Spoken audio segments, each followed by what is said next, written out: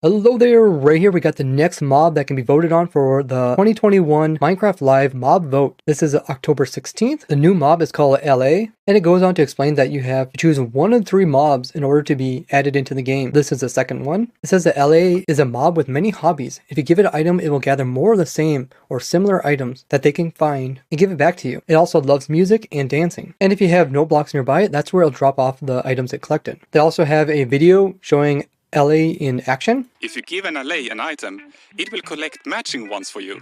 It also loves music, so if there's a note block nearby, that's where it will drop them. Now this mob is quite fascinating compared to the glare mob. We can see the mob kind of flies around like a Vex. It's really small, so it should be able to get into pretty much any area. And if you give it an item, then it goes out and finds similar items and drops them off near no blocks. Now the question is, does the player actually have to right click on it to give it that item?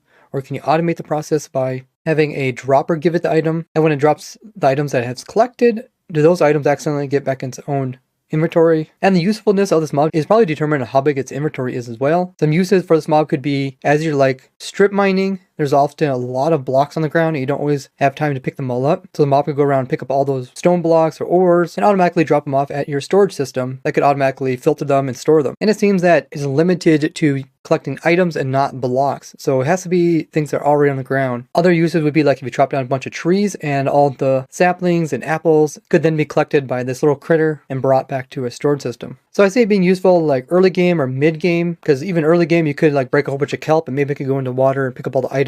You could try to implement this into farms where it goes and after the farm produces a bunch of items, it comes in and collects those items. But typically using AI of a mob is leggier than using just water streams to collect all the items. And he's probably not really fast or able to pick up a lot of items. So it would have to be a fairly small farm for him to work. But I'm thinking it would make farms more simpler depending on how hard it is to get this character and how easy it is to transport him about. It's just so much easier to carry around hoppers or water with you than it is to try to somehow get this character into a farm and have him work there. Now he is attracted to note blocks, which are pretty cheap to craft, just wood and a redstone piece. So that's why I think it could be early game when you're doing basic collecting, and it really determines on how far this guy will actually go out searching for these items. Because let's say you give it a chicken egg and there's another chicken but it's pretty far away that dropped an egg, maybe he doesn't even see it that far. But in general there's not that many items that are naturally on the ground. So it's not like this guy is going to go out and collect resources for you. You sort of have to break the different blocks down, then he has to go collect them. Now you could combine this with a mob that does break blocks like withers. So withers would just roam about breaking blocks and this guy would just be going in and collecting all the blocks that wither broke and bringing them back to your storage. I think it'd be more useful if he just collected pretty much all items in such a range around the player. That way you wouldn't have to give him a specific item. But he could also be used to sort out items. Maybe he can actually detect different types of enchantments on books, which would give him the ability to actually sort items that we currently really don't have a way to sort. But from what it says, it sounds like he can find similar items. So he'll probably see all enchanted books as being the same thing. But for endgame, he probably won't be as useful unless you have a farm that is kind of hard to collect the items and they don't come in large amounts. So maybe in a tree farm where sometimes the saplings don't go directly into the collection system, this guy can go around and pick up ones that escape. But his whole ability to collect items is something that we kind of see in some mods where players can kind of pull items from really far away, or they have little machines that will automatically pull items in such a distance away from it. So this is more of a Minecrafty way of doing this, and I really think that this is a feature that's kind of needed in the game to kind of have players be able to pull items from further away. I was hoping it would be enchantment or a special item that you'd wear, but as it's a mob, it really depends on how that mob interacts with the world.